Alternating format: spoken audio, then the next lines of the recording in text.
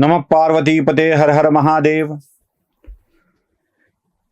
शिवाच्या एका पुत्राने पराक्रम दाखवलाय आणि राक्षसाचा वध केलाय. दुसऱ्या पुत्राला गणाध्यक्षाचं पद मिळालंय आणि तो अगदी आद्य पूजेचा मान सुद्धा मिळालेला आहे. आता दोन पुत्रांची वाढ कैलासावर होऊ लागली आहे. त्यांच्या बाललीलाच्या मध्ये शिव आणि पार्वती अगदी हरखून गेलेले आहेत. देवाला सुद्धा या बाललीलांचं कौतुक असतं. म्हणजे ते गाणं आहे ना, चुकले मुकले शब्द मुलांचे गोडच जनकाते, बघुनी त्यांच्या बालिश लीला मनी हर्ष दाटे. देवाला सुद्धा या लहान लेकरांचं प्रचंड कौतुक असतं. त्यामुळे त्याची लेकरं आहेत मग तर अजूनच जास्त असेल. पार्वती आणि महादेव दोघंही आपल्या बालकांचं वाढणं अत्यंत आनंदानं बघतायत. तिकडे कुमार तर शक्तिशाली आहे, बालक वयातच त्यांनी मोठमोठे पराक्रम केलेले आहेत. गणेशही तेवढाच शक्तिशाली आहे, त्याचेही बालपणातले अनेक पराक्रम आहेत. गणेशोत्सव सुरू झाला की गणेश पुराण आपण ऐकणार आहोत. त्यामुळं गणेशाची बालवयातील काय काय पराक्रम आहेत त्याची ही सगळी माहिती या गणेशोत्सवाच्या काळातच मी तुम्हाला देणार आहे. पण शिवपुराणातल्या या दोघांशी संबंधित ज्या कथा आहेत त्या आपण आत्ता बघणार आहोत. यामध्ये आता या बालकांचं वय कुमार वयात गेलंय आणि कुमार वयात दोघांचा विवाह करण्याची तयारी चाललेली आहे. कुमार कार्तिकेयाचाही झाला पाहिजे आणि गणेशाचाही विवाह झाला पाहिजे. हा विवाह करायचा तर आधी कोणाचा? कारण गणेश माझा करा म्हणत होते आणि कार्तिकेयाची इच्छा विवाह करण्याची होती. मग अशा वेळी महादेव आणि पार्वतीने एक योजना आखली. ते म्हणाले, जो सगळ्यात पहिल्यांदा विश्वप्रदक्षिणा करून परत येईल, समुद्र उल्लंघून येईल, पर्वत बघेल, नद्या बघेल, पृथ्वी प्रदक्षिणा पूर्ण करेल, विश्वप्रदक्षिणा पूर्ण करेल, त्याचा विवाह आपण करायचा आधी. कार्तिकेयांनी अगदी आनंदाने ही अट स्वीकारली आणि आपल्या वाहनावर बसून तात्काळ पृथ्वी प्रदक्षिणा करण्यासाठी निघाले. आता कार्तिकेय मुळात चपळ चंचल, त्यांचं वाहनही मयूर, त्यावर बसून पृथ्वी प्रदक्षिणा करणं फारसं अवघड काम नव्हतं. इकडे गणेशासमोर प्रश्न पडला की आपण तुंदिल तनू, आपली डेरी मोठी, ही घेऊन फिरायचं म्हणजे अवघड काम. त्यातल्या त्यात आपलं वाहन मूषक, त्या मूषकाच्या पायाने पृथ्वीची प्रदक्षिणा करून परत यायचं ठरलं तरी विवाह करणं काय, विवाहाचं वय संपून म्हातारपण होईपर्यंत तरी आपण परत येऊ शकणार नाहीत. गमतीचा भाग सोडा, पण आपल्या पोटामुळे, वाहनामुळे ही पृथ्वी प्रदक्षिणा करणं अशक्य आहे. मग काय करायचं? गणेश बुद्धीची देवता, ज्या गोष्टी शक्तीने शक्य होत नाहीत त्या गोष्टी बुद्धीने शक्य करायच्या हे गणेशाला चांगलं ठाऊक होत, म्हणूनच त्याला बुद्धीची देवता म्हणतात. मग ज्या क्षणी कुमार कार्तिकेय निघून गेले पृथ्वी प्रदक्षिणा करण्यासाठी, त्या क्षणी गणेशांनी छान शुचिर्भूत झाले, आपल्या मातापित्याला वंदन केलं आणि 7 वेळेला आपल्या मातापित्यांची प्रदक्षिणा करून त्यांचं पूजन केलं. आणि आईच्या समोर येऊन उभे राहिले, म्हणाले, माते, झाली माझी पृथ्वी प्रदक्षिणा पूर्ण. आई म्हणाली, अरे बाळा, तू समुद्र कुठे बघितलेस, तू पर्वत कुठे बघितलेस, अशी पृथ्वी प्रदक्षिणा पूर्ण होत नसते. तो म्हणाले, आई, तूच तर माझं जग आहेस, तूच तर माझं विश्व आहेस. आई बापाच्या चरणातच तर सगळं जग असतं आणि त्यांना प्रदक्षिणा म्हणजे पृथ्वी प्रदक्षिणा. मी 7 वेळेला केली आहे, कर माझं लग्न. आईला असं बोलल्यावर कोणती आई खुशच होईल की. ते म्हणाले, अरे ह्याला पृथ्वी प्रदक्षिणा म्हणत नाहीत. पण ते म्हणाले, माता पिता, तुम्ही महादेव आणि पार्वती आहात, जगदंबा आहात, जगज्जननी आहात, जगतपालक आहात, तुम्ही सर्वश्रेष्ठ आहात, तुम्ही धर्माचं मूर्तिमंत रूप आहात, महाबुद्धिमान आहात, महापराक्रमी आहात. पुत्र, जेव्हा माता पित्याची सेवा करून त्यांची प्रदक्षिणा पूर्ण करतो तेव्हा त्याला पृथ्वी प्रदक्षिणा केल्याचं पुण्य मिळतं असं आपणच तर सांगताना ते म्हणाले, हो हे खरं आहे.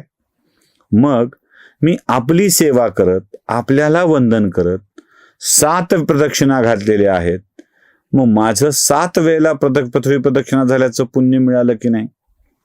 महादेव म्हणाले, हो. मग आता पृथ्वी प्रदक्षिणा पूर्ण केल्याची अट लक्षात घेऊन ती मी पूर्ण केली आहे. एकदा नव्हे, दोनदा नव्हे, 7दा केली आहे. आणि ज्येष्ठ बंधू कुमार कार्तिकेय अजून पृथ्वी प्रदक्षिणा पूर्ण करून परत यायचे आहेत. त्यामुळं माझी विनंती अशी आहे की आपण माझी पृथ्वी प्रदक्षिणा पूर्ण झाली असं गृहीत धरून माझा विवाह करावा. पटलं की महादेवाला? ते म्हणले, मान्य. आता हे महादेवाला जे पटलं ना ते लक्षात घ्या काय ते. मुळात गणेशानं केलेलं हे असं गोष्ट होती का जी फसवणूक होती का? किंवा हा शब्दांचा खेळ होता का? शब्दभ्रम होता का? गणेश बुद्धीची देवता आणि महादेवाला पटणं हे लक्षात आलं पाहिजे.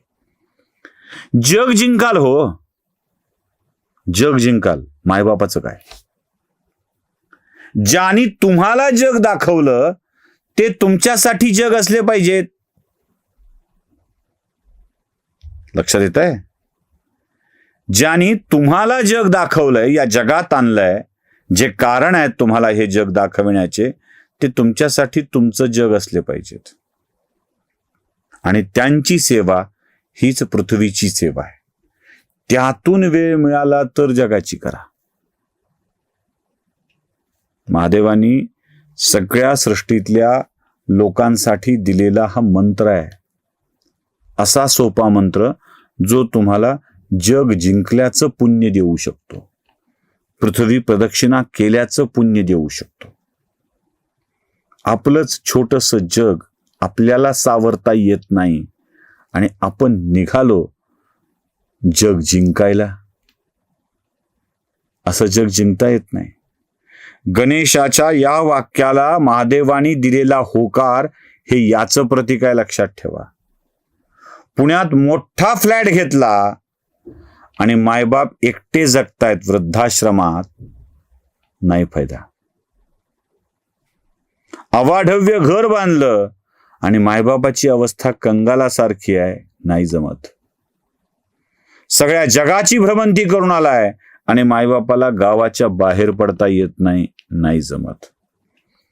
तुमची सगळी तीर्थक्षेत्र झालीत, अगदी उत्तराखंडातली 4 धाम झालीत, भारतातली 4 धाम झालीत, 12 ज्योतिर्लिंग झालीत, अष्टविनायक झालीत, सगळ्या विष्णूचे धाम सगळे झाले. बद्री झाला, इकडचा द्वारका झाला, तिकडचा पूर्वेकडचा ह्याचा झाला, प्रागज्योतिषपूरचा आपला झाला, जगन्नाथाचा झाला.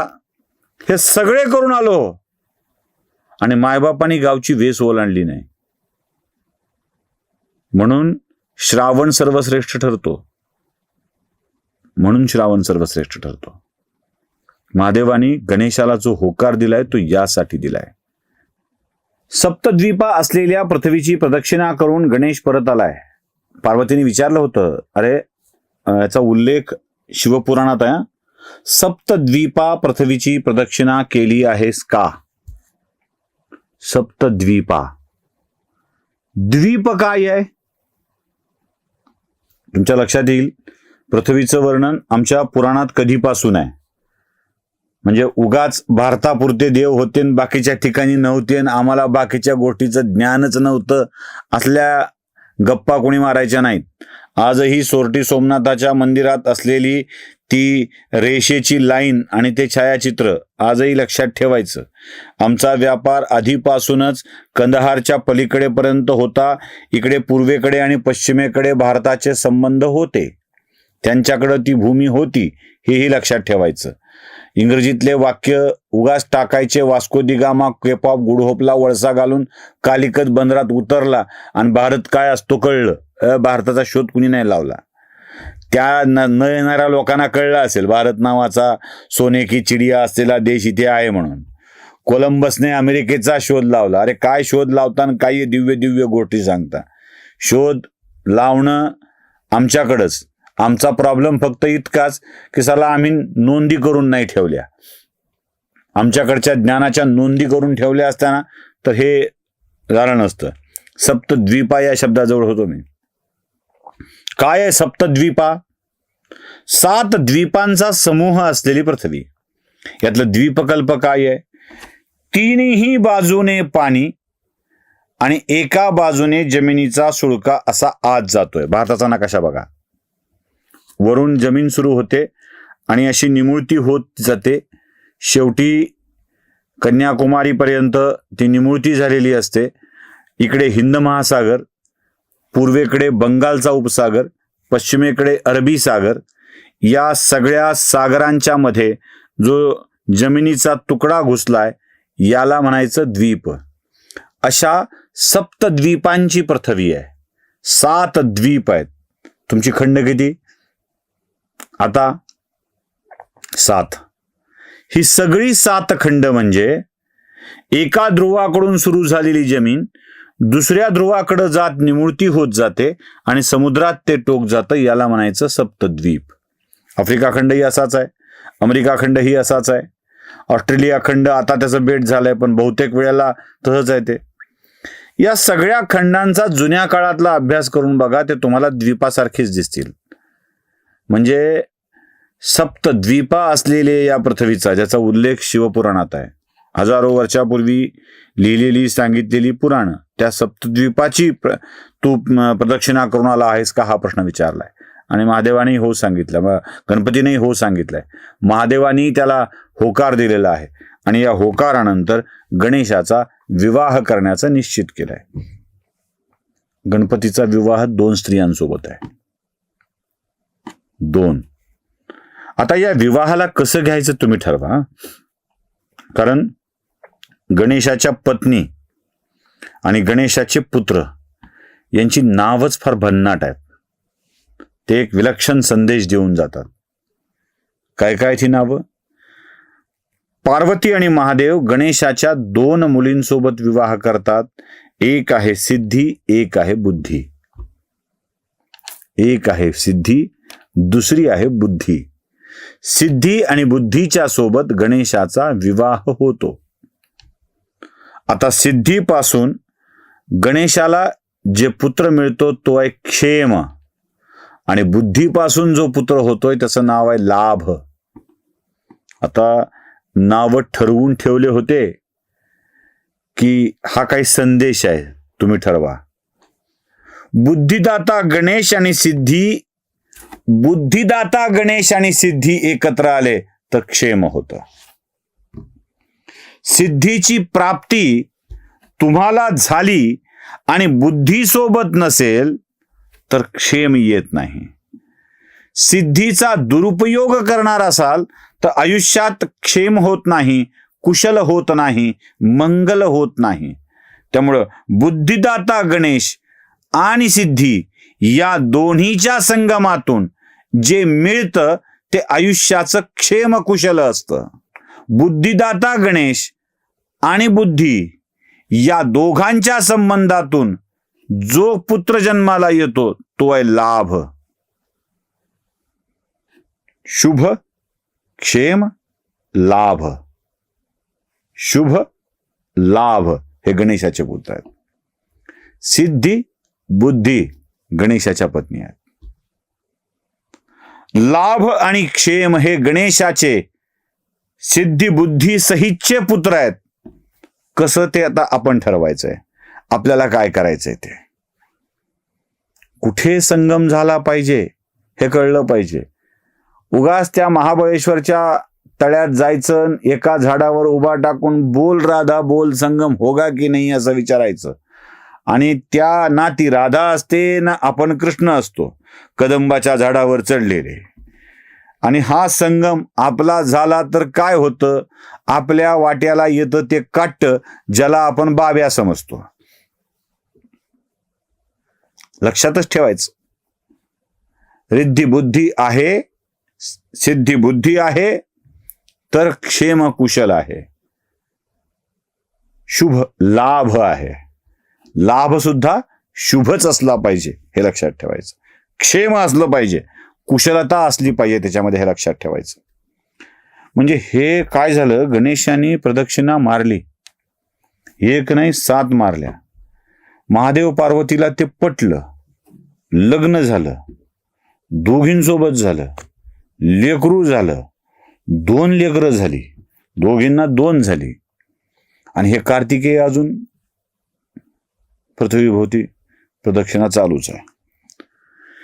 ही पृथ्वीची प्रदक्षिणा पूर्ण झाल्यावर कार्तिकेय येतो कैलासावर. नारदाला कुठं गप बसवत आहे? कळीचा मुद्दा उपस्थित करणे नारदाचंच काम. ते म्हणाले, हे गणेश 2-2 स्त्रिया करून बसलाय, याने लग्न केलं तर हे संसारात रमतील, आपलं काय, जग कसं चालणार?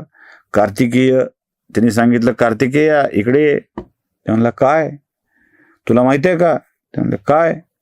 तू गेलास तिकडे पृथ्वी प्रदक्षिणा करण्यासाठी आणि इकडे गणेशाने करामत करून दाखवली. ते म्हणले, आई भोवती चक्रा मारल्या, म्हणला तुम्हीच माझं विश्व, तुम्हीच माझं जग, तुम्हीच माझी पृथ्वी. त्यांना पटलं म्हणले, त्यांनी लग्न करून दिलं, त्याचं लग्न झालंय, त्याला लेकरं झालीत, आणि तू बसला म्हणले हेलपाट्या मारीत. आता कार्तिकीय क्षुब्ध झालाय, तो आईकडे येतो, वडिलांकडे येतो, म्हणतो असं झालंय, हे खरं आहे? ते तो खरं आहे, त्यांनी मारलेल्या प्रदक्षिणा तुम्ही गृहीत धरल्यात? ते म्हणले, हो. मग मी केली ती काय? तूही पृथ्वी प्रदक्षिणा केलीस, तुलाही पुण्य आहे, प्रश्नच नाही. पण म्हणलं, माझ्यावर अन्याय का? माझा विवाह आधी का केला नाही? ते म्हणजे त्यांना आधी पोचला म्हणून त्याचा केला. मग मात्र कार्तिकेय प्रचंड रागावतोय आणि कैलास सोडून निघून जाण्याचा प्रयत्न करतोय. कोणीही त्याला अडवत नाही. क्रौंच पर्वतावर जातोय. क्रौंच पर्वतावर गेलेल्या कार्तिकेयाला परत आणण्याच्या ऐवजी आपणच तिकडे जायचं का याचा विचार पार्वती करते. काय होत आहे पुढे बघूया पुढच्या भागामध्ये. नमः पार्वती पते हर हर महादेव.